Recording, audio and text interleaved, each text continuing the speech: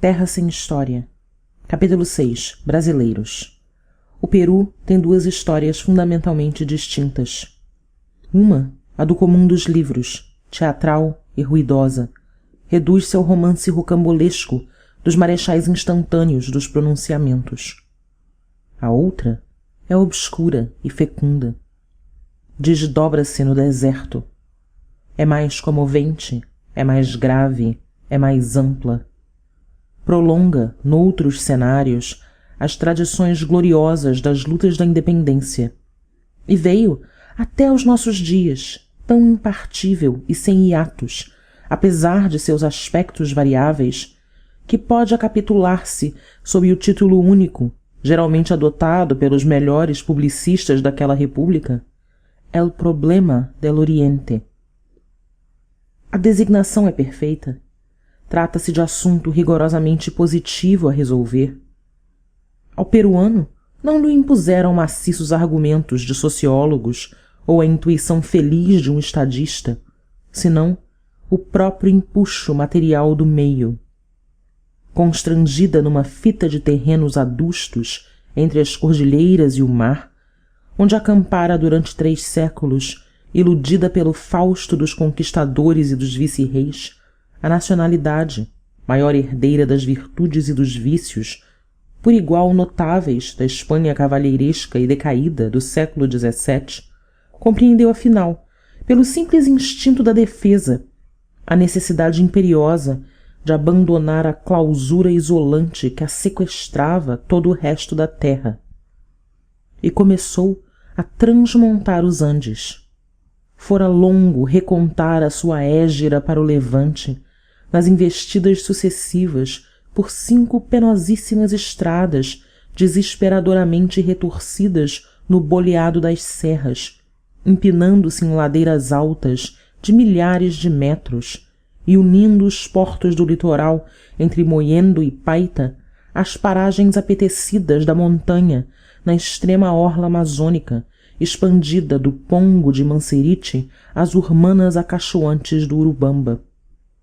Baste-nos notar que, depois de transposta a última cordilheira do Oriente e atingida a bacia do Ucayali, pôs-se de manifesto aos seus mais incuriosos pioneiros, a par da exuberância do vale maravilhoso, capaz de regenerar-lhes a nacionalidade exausta, uma anomalia física, oriunda dos relevos orográficos ali predominantes.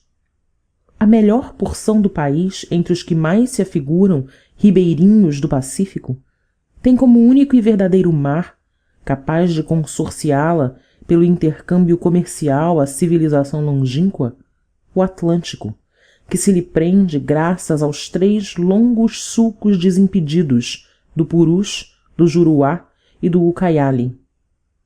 Nenhum milagre de engenharia lhes substituirá com vantagem. A linha férrea de Oroya e as que se lhe emparelham nas ousadias do traçado, tornejando escarpas a pique, enfiando em túneis afogados nas nuvens e correndo em viadutos alcandorados nos abismos, não criarão sistemas de comunicações mais práticas e seguras. As suas condições técnicas excepcionais, industrialmente desastrosas, tornam-nas para sempre impropriadas a transportarem, sem fretes excessivos, os produtos do Oriente, ainda quando a abertura do canal do Panamá dispense, mais tarde, a longa travessia contorneante do Cabo Horn. Assim, a saída para o Atlântico pelo Amazonas e seus tributários de sudoeste se tornou a primeira solução claríssima do problema. E nas paragens novas, erigidas administrativamente no atual departamento de Loreto, começou para logo um intensivo trabalho de domínio, que persiste, crescente, em nossos dias. Abriram-se caminhos demandando a opulenta zona fluvial. Planearam-se, a despeito de sucessivos malogros, colônias militares e agrícolas. Reatou-se, na revivescência das missões apostólicas, a tradição admirável dos jesuítas de Maynas. Engenhou-se uma vasta regulamentação de terras. Construiu-se o porto de Iquitos e para aviventar o povoamento, aboliram-se todos os impostos, agindo o homem aforradamente na terra feracíssima. Ao mesmo tempo, as expedições geográficas, iniciadas em 1834 por P. Beltran e W. Smith, em que tanto se ilustraram depois F. de Castelnau, Faustino Maldonado, A. Raimondi, John Tucker e hoje G. Stiglitz, rumaram a todos os quadrantes, ininterruptas e pertinazes, na tarefa complexa que era uma espécie de levantamento expedito de uma nova pátria. Aos caudilhos irrequietos contrapuseram-se os exploradores tranquilos. No litoral revolto pelas sedições e guerrilhas, sistematizava-se a incapacidade crônica dos governos revolucionários e, derrancados os melhores estímulos da recente campanha pela liberdade, os bravos salteadores do poder desmandavam-se num militarismo pernicioso que ali, como em toda parte, era a fraqueza irritável da nação enferma. Nos desertos floridos da montanha, ao arrepio ou afeição dos rios ignorados, remoinhando nos giros estonteantes das muiunas, canoas despedidas, de frecha, nas correntadas célebres dos pongos, ou embatendo nas travancas abruptas das cachoeiras, os geógrafos, os prefeitos e os missionários demarcavam novos cenários à pátria regenerada, e apurando em tirocínio de perigos os mais nobres atributos da sua raça, reconstruíam o caráter nacional que se abatera e davam àqueles rumos, secamente definidos por traçados geométricos, um prolongamento inesperado na história. Porque o problema do Oriente, afinal, incluía nas suas numerosas incógnitas os destinos do Peru inteiro. Reconheciam-nos os próprios caudilhos esmaniados. Não raro, no estavanado e vacilante de seus atos, entre dois fuzilamentos ou entre dois combates, acertavam de considerar por momentos as paragens insistentemente aneladas, e muitos deles, de golpe, transfiguravam-se patenteando lúcidos descortinos de estadistas. A este propósito, poderiam citar-se numerosos casos delatores da política bifronte, do mesmo passo reconstituinte e demolidora, que com o rigorismo de um decalque retrata, na ordem moral do Peru, o contraste físico entre o Ocidente obscurecido, onde as energias se quebrantam, malignadas pela histeria emocional epidêmica dos pronunciamentos, e o Levante resplandecente, onde alvorecem as esperanças renascidas. Aponte-se um exemplo. Em 1841, a República estava a pique das maiores catástrofes. Imperava Dom Agustín Gamarra. Aquele zambo cesariano refletia nos atos tumultuários os desequilíbrios de seu temperamento instável, de mestiço, ferrotoado dos temores e das impaciências de um prestígio improvisado, aventura, nos sobressaltos das guerrilhas. O seu governo de quem inaugurou no Peru o regime das deposições apeando o virtuoso Lamar, foi naturalmente agitadíssimo. O restaurador imposto pelas armas dos chilenos, debunes, sob os destroços da efêmera Confederação Peru-Boliviana, assediado pelas ambições contrariadas, pelas exigências dos condutícios incontestáveis e pelas ameaças dos conspiradores recidivos, tonteava na vertigem daquela eminência, onde chegara, desprendendo-se da parceria dos cholos e pisoando todos os melindres aristocráticos da terra, que, sobre todas, herdara a sobranceria tradicional da Espanha. Nas conjunturas prementes, dependeu-lhe por vezes a fortuna até do gesto de uma mulher, a sua própria esposa, amazona gentilmente heróica, que não raro, travando de uma espada e precipitando-se à espora feita, a cavalo, pelo campo das manobras, ou no mais aceso dos combates, ia eletrizar com a presença encantadora os coronéis embevecidos e os regimentos vacilantes. Assim não se poderiam exigir à vida, em tanta maneira perturbada e romântica daquele presidente, ponderosas medidas administrativas. Acompanhamo-la apenas com o interesse artístico de quem segue a urdidura de imaginosa novela sulcada de episódios alarmantes ou dramáticos, até desfechar no sacrifício, inútil e glorioso, do protagonista, sucumbindo sob uma carga furiosa dos lanceiros bolivianos nas esplanadas de Viacho. Mas, no volver de uma das páginas, salteia-nos esta surpresa. El ciudadano Agustín Gamarra, gran mariscal restaurador del Perú, benemérito a la patria en grado heroico y eminente, etc., considerando que para promover la navegación por vapor en el río de Amazonas y sus confluentes es necesario proporcionar facilidades y ventajas que indemnicen a los empresarios, decreta: primer, se concede al ciudadano brasileiro don Antonio Marcelino Pereira Ribeiro el privilegio exclusivo de navegar por buques de vapor en el río Amazonas, en la parte que corresponde al Perú y todos sus afluentes. Tercero, los buques de vapor llevarán el pabellón brasileiro. Dada en la Casa de Gobierno de Lima a 6 de julio de 1841. Este decreto, extratado nos trechos principais, inculca ao mesmo tempo o caudilho, no recacho presuntuoso que lhe emprestam aqueles adjetivos e substantivos constrangidos a escoltarem-lhe o nome, e o governante, que primeiro traçou aos seus patrícios a marcha regeneradora para o Oriente.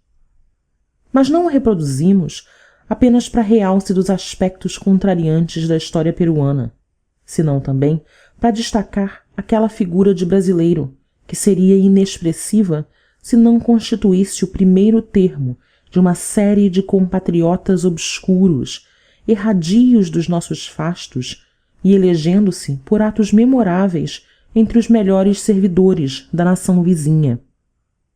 De fato, à medida que se rastreia a marcha peruana para o Levante, exposta em todos os seus pormenores, miudeada em regulamentos, em decretos, em circulares e em ofícios, porque é a suprema preocupação política, militar e administrativa do Peru, observa-se nas referências obrigatórias e incisivas ao elemento brasileiro o intercurso de uma outra avançada obscura, mas vigorosa, e contrapondo-se-lhe numa expansão tão enérgica para o Ocidente, que com os seus efeitos a despontarem de longe em longe, precisamente nos períodos mais decisivos da primeira, se restauraria todo um capítulo da nossa história, que se perdeu ou se fracionou despercebido à visão embotada dos cronistas, para ressurgir agora, esparso em fragmentos surpreendentes nas entrelinhas da história de um outro povo.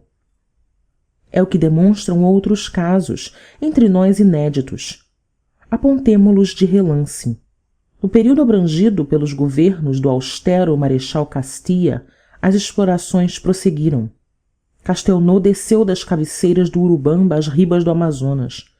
Maldonado imortalizou-se, descobrindo, numa excursão temerária, a nova estrada para o Atlântico, ajustada ao sulco desmedido do Madre de Dios, e Raimonde desvendou os tesouros da Mesopotâmia de 16.000 léguas quadradas de terras exuberantes, interferidas pelos cursos do Huallaga e do Ucayali.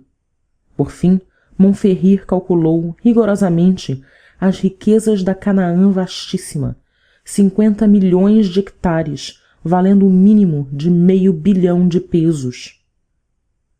A aritmética tornava-se quase lírica nesta dilatação de números maravilhosos. As medidas governamentais do grande marechal tiveram para logo o alento dos mais enérgicos estímulos patrióticos, a par do anseio da fortuna dos mais desassombrados aventureiros. Os peruanos, iludidos durante largo tempo no litoral estéril, viam pela primeira vez o Novo Mundo. E a conquista da terra, numa de suas fases mais agudas, desenrolou-se em toda a plenitude. Então, contravindo a tantas esperanças sob o amparo das mais lúcidas resoluções governativas, leis regulamentos e decretos enfeixando-se num volumoso compêndio de administração fecunda e militante, principiou uma fase desalentadora de brilhantes tentativas abortícias. As colônias planeadas e para logo erigidas espelhavam por algum tempo, naqueles rincões solitários, a fantasmagoria de um progresso artificial e extinguiam-se prestes. Já em 1854, o governo de Loreto, pueblo obscuro cujo nome irradia hoje, abrangendo aqueles lugares, ao informar do estado de 2 colonizações sucessivas que ali se estabeleceram, centralizadas em Cabaiococha, próximas à fronteira do Brasil, indicava-se completamente extintas. E idênticos malogros generalizavam-se por toda a banda. Eram naturais. As vagas humanas nas paragens virgens não se aquietam de súbito. Caracterizava-se nos primeiros estádios a instabilidade inevitável imposta pela própria força viva adquirida no movimento da marcha. Precedendo ao equilíbrio das culturas, surge a pesquisa dos frutos ou das riquezas imediatas, como a permitir aos recém-vindos, na vida errante das colheitas, dos garimpos, dos pastorejos ou das caçadas, um reconhecimento imprescindível de seu novo habitat, antes da escolha de uma situação de descanso. É a eterna função social do nomadismo, que mesmo no Peru já se manifestara na azáfama devastadora dos cascarileiros, desvendando as paragens ignotas que vão dos cerros de Carabaia às vertentes mais afastadas do Beni. Este incentivo, porém, ali, estava extinto. Por aquele tempo, um tenaz explorador, Markham, comissionado pelo governo inglês, andava nas regiões da Quina Calizaia e conseguira transplantar tão prontamente para as Índias aquele elemento da fortuna peruana que já em 1862 mais de 4 milhões de árvores em Darjeeling, com a produção extraordinária de 370 toneladas de quinino, iniciavam uma concorrência triunfante no primeiro assalto. Deste modo, as paragens tão ansiosamente apetecidas mostravam-se, ante os novos povoadores, desnudas desses recursos que em toda parte se figuram adrede predispostos a que não se desinfluam as esperanças sempre exageradas dos que emigram. Não lhes bastaria, certo, as bombanarres para os chapéus de palha, oriundos da indústria graciosa das mulheres de Moyobamba, ou os cascalhos auríferos das vertentes do Pastaza, guardadas pelos huambitsas ferocíssimos.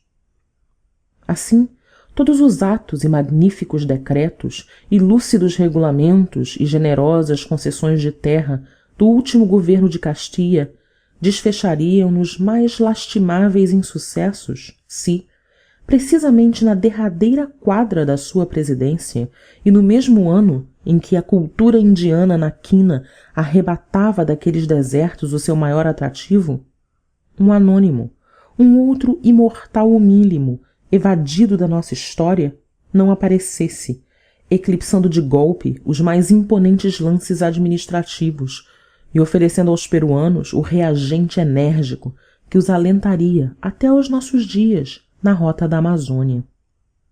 Um brasileiro descobriu o caucho, ou pelo menos instituiu ali a indústria extrativa correspondente. No reconstruir esse trecho da nossa história, que versado mais tarde por um historiador merecerá o título de Expansão Brasileira na Amazônia, não vamos desacompanhados. Diz-nos um narrador sincero.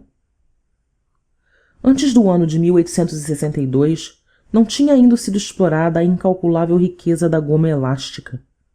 Depois da entrada de alguns brasileiros para o território do departamento, principalmente do laborioso José Joaquim Ribeiro, começou este rico produto a figurar no catálogo dos que o departamento exporta para o Brasil. A primeira quantidade exportada foi de 2.088 quilogramas, produto dos ensaios daquele brasileiro que muito teria contribuído para o desenvolvimento dessa indústria se ao iniciá-la não encontrasse contrariedades nascidas do cupidismo de alguns agentes subalternos que contra ele exerceram todos os ardis. Não comentemos o desquerer das autoridades peruanas. Era antigo. Desde 1811, o reportado Dom Manuel Ihura denunciava: Los brasileros más próximos al Perú, que tienen la bárbara costumbre de armar expediciones militares con objeto de hacer correrías sobre los indios maynas, atropelando muchas veces las autoridades. O apresentava como absolutos monopolizadores del comercio de importación ou exportación. 5 anos depois, em ofício alarmante, o subprefeito de Maianas solicitava providências urgentíssimas. Al intuito de que los brasileros moradores de Caballo Cocha salgan fuera de esta provincia, se buenamente no quieren por la fuerza, e pintava-os, laivando-os dos mais denegridos estigmas. Por fim, o governador-geral das Missões determinou se exigissem passaportes de todos os brasileiros que lá entrassem, gaguejando num castelhano emperrado esta razão curiosíssima: que no se experimentaba provecho alguno en estos negociantes del Brasil, ni menos hay bayonetas con que poder conterlos. Hacen lo que quieren, metiéndose por los ríos, extrayendo zarza, manteca, salado e outras espécies. Não prossigamos.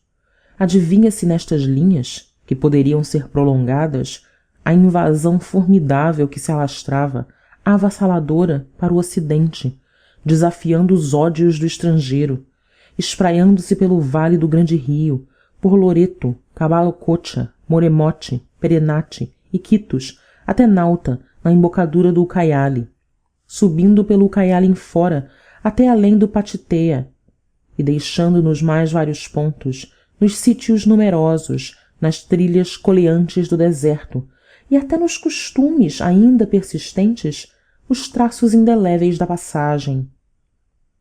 Se a historiássemos, contraporíamos as verrinas oficiais dos subprefeitos apavorados, cujos dizeres se pejoravam à medida que progredia aquela surda conquista do solo, os próprios conceitos de Antônio Raimondi. Mas aquele belo tipo de Joaquim Ribeiro, que em 1868 o maior naturalista peruano foi encontrar nas margens do Itaia, possuindo as melhores fazendas do departamento, concretiza uma réplica irrefragável. Não o pearam tão pequenino em peços. Criada a indústria extrativa, a exportação da borracha a partir de 1871, erigiu-se preeminente entre as dos demais produtos de Loreto. E as turmas dos extratores, sem nenhuns amparos oficiais, rompendo espontâneas de toda a parte e arremetentes com as mais desfrequentadas espessuras, ultimaram em pouco tempo a empresa quase secular tantas vezes cindida de reveses. Desvendou-se todo o Oriente. Mas há um reverso no quadro. A exploração do caucho, como a praticam os peruanos, derribando as árvores e passando sempre à cata de novas canchas de castiloas ainda não conhecidas, em nomadismo profissional interminável, que os leva à prática de todos os atentados nos recontros inevitáveis com os aborígenes, acarreta a desorganização sistemática da sociedade. O caucheiro, eterno caçador de territórios, não tem pega sobre a terra. Nessa atividade primitiva, apuram-se-lhe exclusivos os atributos da astúcia, da agilidade e da força. Por fim, um bárbaro individualismo. Há uma involução lastimável no homem perpetuamente arredio dos povoados, errante de rio em rio, de espessura em espessura, sempre em busca de uma mata virgem, onde se oculte ou se homizie como um foragido da civilização. A sua passagem foi nefasta. Ao cabo de 30 anos de povoamento, as margens do Ucaiali, tão nobilitadas outrora pela abnegação dos missionários de Sarayaco, patenteiam hoje, nos seus vilarejos diminutos, uma decadência moral indescritível. O coronel Pedro Portillo, atual prefeito de Loreto, que as visitou em 1899, denunciou-a indignado. Aí não hay ley. El más fuerte que tiene más rifles es el dueño de la justicia, verberou depois o tráfico escandaloso de escravos. E afinados pelo mesmo tom, um sem número de outros excursionistas, que fora longo citar, delatam em narrativas expressivas o regime de tropelias que se normalizou naquelas terras.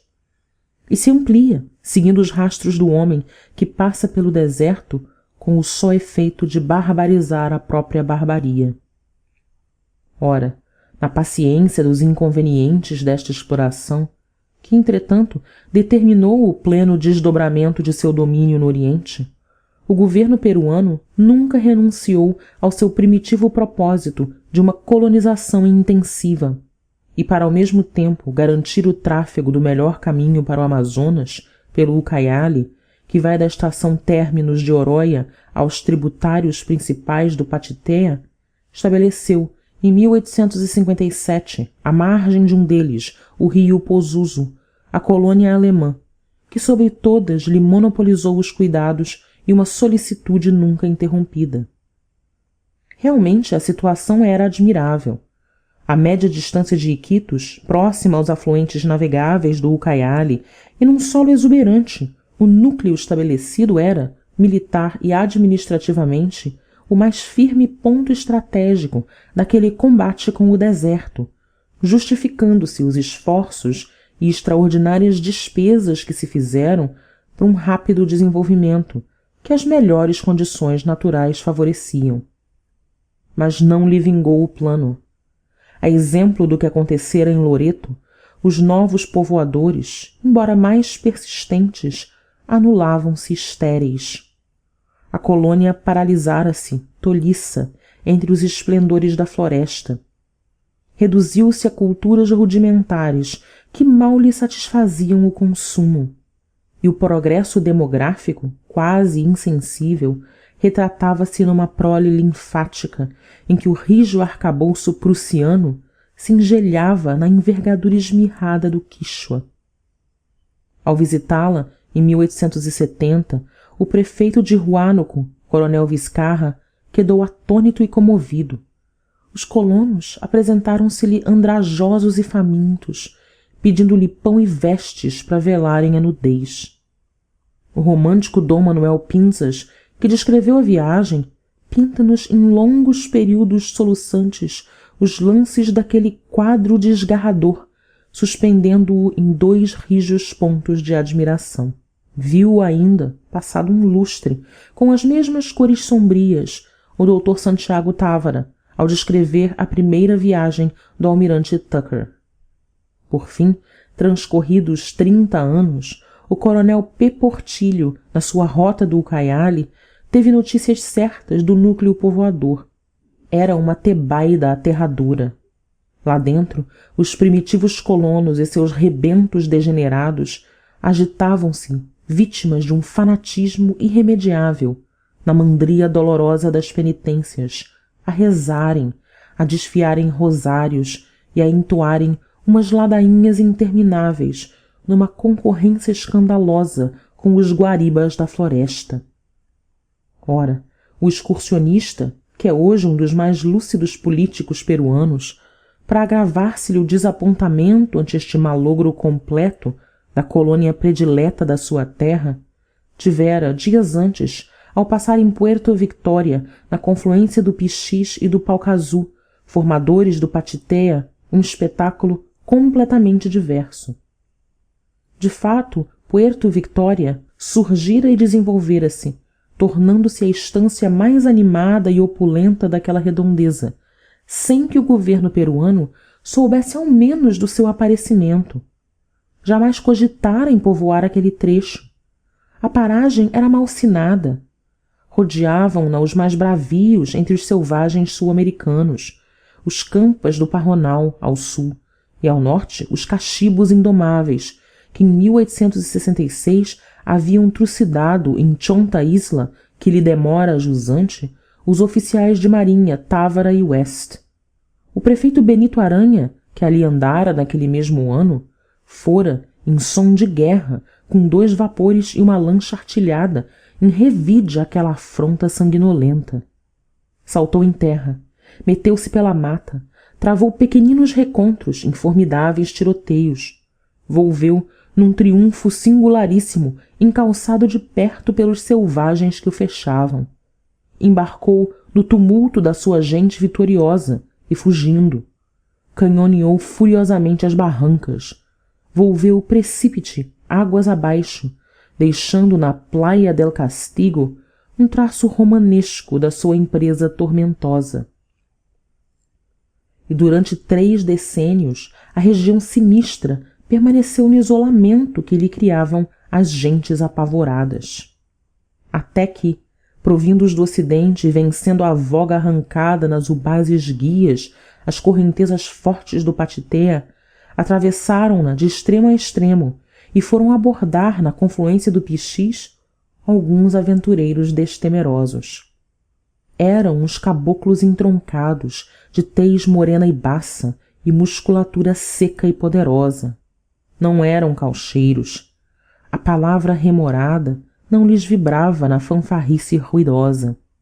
Ao invés de um tambo, improvisaram um tejupar mal arranjado. Não se armaram do cutio, misto de punhal e de navalha. Pendiam-lhes à cintura as facas de arrasto, longas como as espadas. Aperceberam-se sem ruídos para a empresa e penetraram vagarosamente na floresta. Não se conhecem as peripécias da entrada temerária, que foram sem dúvida excepcionalmente dramáticas. Os caxibos têm no próprio nome a legenda da sua ferocidade: caxi, morcego, bo, semelhante, figuradamente, sugadores de sangue.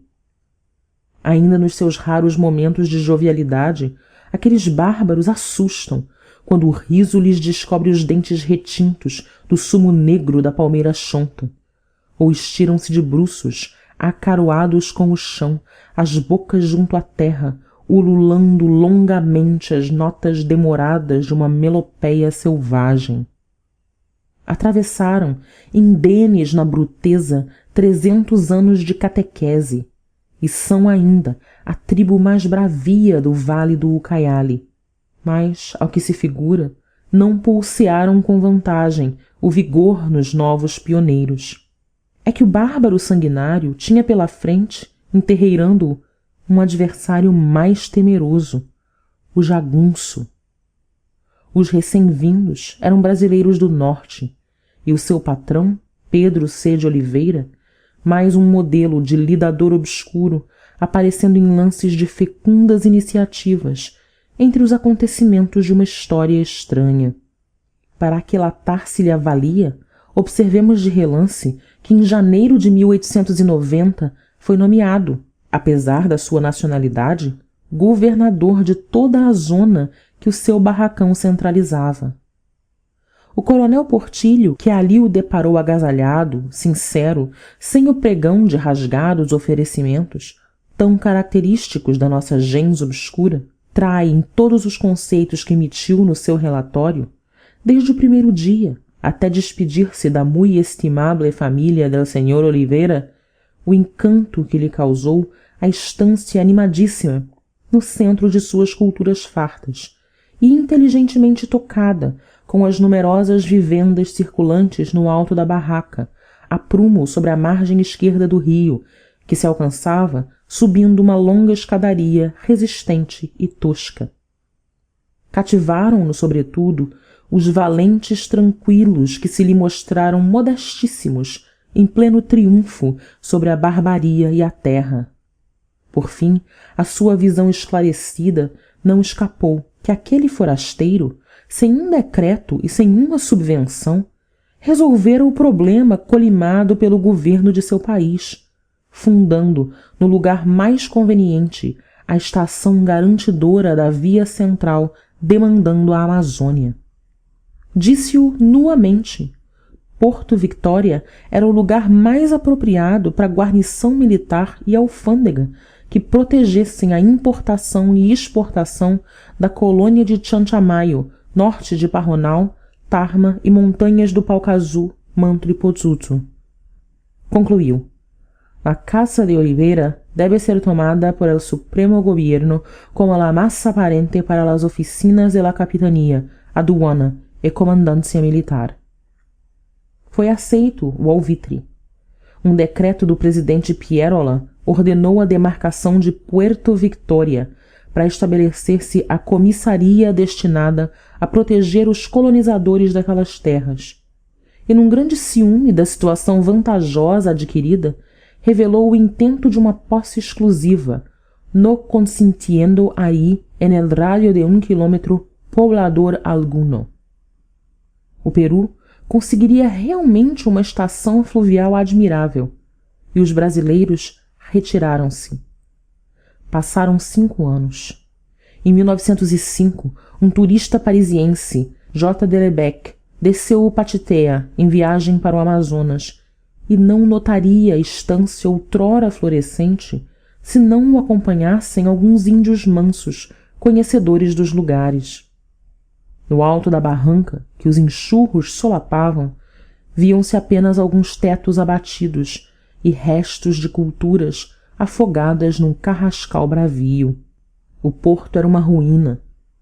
O viajante ali permaneceu por algumas horas, a fim de secar as suas roupas encharcadas ao calor de uma fogueira feita com as portas desquiciadas e ombreiras vacilantes das vivendas, consoante praticam todos os que por ali passam na travessia de Iquitos, e considerou melancolicamente que daquele jeito Puerto Victoria seria em breve apenas uma recordação. Depois abalou rio abaixo, a toda a voga, fugindo da paragem que se ermara no mais completo abandono. Fim da seção 6.